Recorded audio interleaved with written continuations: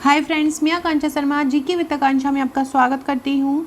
आज हम MPPSC pre crash course का पी 21वां भाग पढ़ने वाले हैं, मतलब पी सीरीज़ के 21वां भाग पढ़ने वाले हैं। अभी आप लोगों का बिल्कुल पढ़ाई में मन नहीं है, ये भी मुझे बहुत अच्छे से पता है। जैसे ही एग्ज़ाम का नोटिफिकेशन आएगा फिर आपको लगेगा कि अरे अब ये भी पढ़ ले, ये भी पढ़ ले, छूट गया, फिर मार्क्स कम रह जाते हैं आपके और नोटिफिकेशन आना ही आना है, क्योंकि 2021 वो लोग बेस्ट नहीं जाने देंगे। आज जो मैं आपको पढ़ाने वाली हूँ, जो एमपीपीएससी प्री सिलेबस की यूनिट 2 है, यूनिट 2 में भारत का इतिहास है, उसके बौद्ध धर्म और जैन धर्म से जो क्वेश्चन, जहाँ इस टॉपिक से जो क्वेश्चन पूछे जाते हैं वो मैं पढ़ाने वाली हूँ। और ये जो हम पढ़ेंगे मेरे प्री का जो नोट्स है यूनिट 2 का, उससे आपको मिलेंगे। तो चलिए स्टार्ट करते हैं। सबसे पहले हम प्रमुख जैन तीर्थकर हैं और उनके प्रतीक चिन्ह पढ़ते हैं। जैसे कि 24 तीर्थकर अब तक हुए हैं जैन समाज में, तो जैनों के जो 24 तीर्थकर हुए उनका कोई ना कोई प्रतीक रहता है। तो जिनके कोई प्रतीक होते हैं वो हम पढ़ते हैं। क्वेश्चन ऐसा आता है कि ये किसका प्रतीक था या इनका प्रतीक चिन्ह क्या था। सबसे पहले तीर्थकर थे ऋषभदेव, ये प्रथम तीर्थकर थे और इनका जो प्रतीक चिन्ह था वो था साण। ऋषभदेव का क्या था? साण था, याद रखिएगा, ऋषभ साण, ऐसे याद रखिएगा। ऋषभदेव का कौन सा था? साण था। फिर था अजितनाथ, अजितनाथ का था हाथी, अजितनाथ का क्या था? हाथी था। फिर था संभव, संभव जो थे शंभवनाथ, वो तृतीय जैन तीर्थकर थे और उनका प्रतीक चिन्ह था घोड़ा। चौथा है संपास, संपास जो है वो सप्तम मतलब 7वें तीर्थकर है। जो बीच के जो हमने छोड़े उनका कोई बहुत ज़्यादा नाम नहीं हुआ, उनका कोई प्रतीक चिन्ह नहीं है बताया गया है, इसलिए उनको नहीं लिखा गया है। संपास्व जो है वो 7वें नंबर के हैं और उनका प्रतीक चिन्ह है स्वास्तिक। संपास्व का प्रतीक चिन्ह क्या है? स्वास्तिक है। फिर है शांतिनाथ, शांतिनाथ जो है वो 16वें तीर्थकर हैं और शांतिनाथ का प्रतीक चिन्ह है हिरण। हिरण शांत रहता है, ऐसे याद रखिएगा। शांतिनाथ का प्रतीक चिन्ह कौन सा है? हिरण। फिर है नामी, नामी जो है अगर आपने किसी भी ग्रंथ का अध्ययन किया हो तो नामी का नाम हमारे हिंदू ग्रंथ में भी आता है। तो ये 21वें तीर्थकर हैं और ये इनका प्रतीक चिन्ह है नीलकमल। फिर अरिष्टनेमी, अरिष्टनेमी का नाम भी आपने हमारे मंत्रों में पढ़ा होगा। जब मंत्र पढ़ते हैं तो उनका भी जिक्र इनका भी किया गया है। तो ये 22वें थे और इनका प्रतीक चिन्ह था शंख। फिर है 23वें तीर्थकर, 23वें तीर्थकर पार्श्वनाथ थे और इनका चिन्ह था सर्प। सबसे जो प्रसिद्ध तीर्थकर रहे हैं महावीर स्वामी और इनको भगवान का अवतार बोला जाता है। इनका प्रतीक चिन्ह था सिंह। सो फ्रेंड्स, ये थे जितने तीर्थकर हुए थे। अब हम पढ़ने वाले हैं फ्रेंड्स, ये मेरे प्री का पैकेज है। ये 12 बुकलेट आपको प्री के पैकेज में मिलेंगी, जिनसे मैं अभी आपको पढ़ा रही हूँ। ये यूनिट 2 है, इसमें आपको यही टॉपिक इस प्रकार से ही मिलेंगे, बहुत सरल भाषा में, जिनको आप पढ़ सकेंगे। अब हम जैन संगीतियाँ पढ़ने वाले हैं। कुल 2 जैन संगीतियाँ हुई हैं, बौद्ध संगीतियाँ 4 हुई हैं और जैन संगीतियाँ 2 हुई हैं। तो जैन संगीतियाँ प्रथम जो हुई थी वो 300 ईसा पूर्व में हुई थी। कहाँ पे हुई थी? पाटलिपुत्र में हुई थी। और प्रथम जैन संगीति के अध्यक्ष कौन थे? वो थे स्थूलभद्र। प्रथम जैन संगीति कब हुई? 300 ईसा पूर्व में हुई थी। कहाँ पे हुई? पाटलिपुत्र में हुई। और अध्यक्ष कौन थे? स्थूलभद्र थे। कौन थे? स्थूलभद्र थे, याद रखिएगा। 300 ईसा पूर्व में हुई थी। कहाँ हुई थी? पाटलिपुत्र में। अध्यक्ष थे स्थूलभद्र। फिर दूसरी कहाँ हुई थी? दूसरी 6वीं शताब्दी में हुई थी, गुजरात के वल्लभी में हुई थी और इसके अध्यक्ष थे देवार्दी क्षमा श्रवण। पहली 300 ईसा पूर्व में पाटलिपुत्र में अध्यक्ष स्थूलभद्र और दूसरी 6वीं शताब्दी में गुजरात के वल्लभी में और अध्यक्ष देवार्दी क्षमा श्रवण। इसके बाद अगला देखते हैं। अब हम कुछ इनके बारे में पढ़ लेते हैं, महावीर स्वामी के बारे में। तो महावीर स्वामी जी का जो जन्म हुआ था लगभग 540 ईसा पूर्व में हुआ था। कहीं कहीं कोई बुक में अलग भी दिया हुआ है, लेकिन जहाँ तक वैलिड है यही 540 ईसा पूर्व है। और महावीर स्वामी के बचपन का नाम वर्धमान है। महावीर स्वामी के बचपन का नाम क्या है? वर्धमान।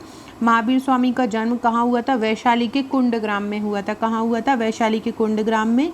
और इनके पिता कौन थे? इनके पिता का नाम सिद्धार्थ था और वो ज्ञातक कुल के सरदार थे। कौन थे? ज्ञातक कुल के सरदार थे। क्या था? इनके पिता का नाम सिद्धार्थ था, याद रखिएगा। महावीर स्वामी के पिता का नाम क्या था? सिद्धार्थ। और इनकी माता का नाम त्रिशला था और लिच्छवी राजा चेतक की बहन थी। महावीर स्वामी की पत्नी का नाम क्या था? महावीर स्वामी की पत्नी का नाम यशोदा था। और महावीर स्वामी की पुत्री का नाम क्या था? तो महावीर स्वामी की पुत्री का नाम अनुजा प्रियदर्शनी था। क्या था? अनुजा प्रियदर्शनी। महावीर स्वामी के दामाद का नाम क्या था? तो दामाद का नाम जामिल था। और ये जो महावीर स्वामी के जो दामाद थे जामिल, यही इनके पहले अनुयायी भी बने हैं, ये भी याद रखिएगा।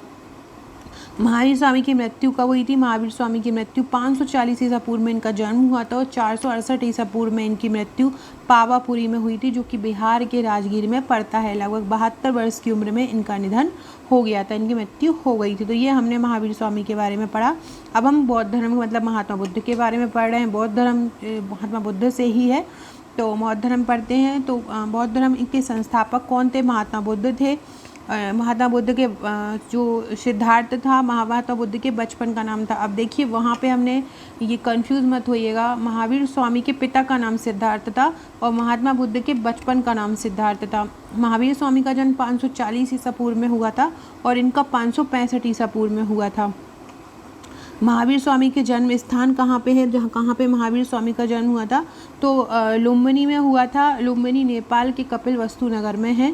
इनके पिता का नाम शुद्धोधन था। शुद्धोधन सागकड़ के मुखिया थे और इनकी जो गौतम बुद्ध की जो माता है उनका नाम महामाया था। ये कौशल राजवंश से संबंधित थी। महामाया इनकी मौसी थी। जैसे ही इनका जन्म हुआ था इनकी माता का निधन हो गया था। इनके पुत्र का नाम राहुल था और इनकी पत्नी का नाम यशोधरा था और इनकी जो मौसी थी वो प्रजापति गौतमी थी। महामाया इनकी माँ का नाम था और प्रजापति गौतमी इनकी मौसी थी। माँ की मृत्यु के बाद सिद्धार्थ का पालन पोषण इनकी मौसी ने ही किया था।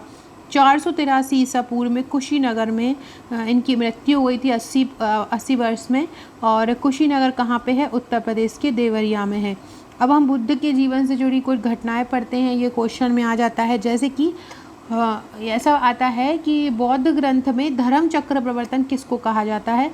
तो गौतम बुद्ध ने जब अपना प्रथम उपदेश दिया था, प्रथम उपदेश उन्होंने सारनाथ में दिया था जो बिहार में है, तो प्रथम उपदेश को, गौतम बुद्ध के प्रथम उपदेश को धर्म चक्र प्रवर्तन कहा जाता है। फिर दूसरा आता है महाविनिष्क्रमण क्या है? महाविनिष्क्रमण मतलब जब गौतम बुद्ध ने घर को त्याग दिया था 29 वर्ष की आयु में, तो वो गृह त्याग कहलाता है महाविनिष्क्रमण।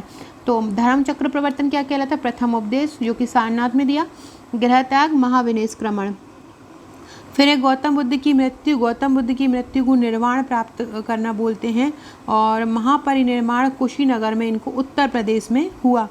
ज्ञान प्राप्ति को बोलते हैं संबोधि। संबोधि नॉर्मली बुद्ध ग्रंथों से संबंधित है। बुद्ध ग्रंथ में इसका बहुत ज़्यादा जिक्र किया गया है। ज्ञान प्राप्ति क्या होती है? संबोधि होती है। फिर है बुद्ध के जीवन से जुड़े कुछ बौद्ध धर्म जैसे कि प्रतीक हैं। जैसे कि बुद्ध के जन्म से क्या संबंधित है? कमल और साण जो है बुद्ध के जन्म से संबंधित है। गृह त्याग से संबंधित है घोड़ा। ज्ञान से संबंधित है पीपल। निर्माण से संबंधित है उनके पद चिन्ह। उनके जो पद चिन्ह है वो किससे संबंधित है? निर्वाण से। उनकी स्तूप जो है उनकी मृत्यु से संबंधित है गौतम बुद्ध की। तो फ्रेंड्स ये थे बुद्ध के जीवन से बौद्ध धर्म से प्रतीक। ये कुछ ऐसे क्वेश्चन हैं जो अक्सर पीएससी में या कोई दूसरे वनडे एग्जाम में पूछे जाते हैं। फ्रेंड्स ये प्रीलिम्स का पैकेज है, ये जो आप देख रहे हैं इस तरह का पैकेज आपको मिलेगा। प्री की बुकलेट इस तरह से आपको आएंगी। इसी तरह के और क्वेश्चन के लिए चैनल पर बने रहिएगा। मैं प्री के लिए, पी सीरीज़ के लिए ऐसे छोटे छोटे टॉपिक करवाती रहती हूँ और ये टॉपिक बहुत ज़्यादा इंपॉर्टेंट रहते हैं, तो आप उनको तुरंत के तुरंत याद कर लिया कीजिए। Okay friends, thank you.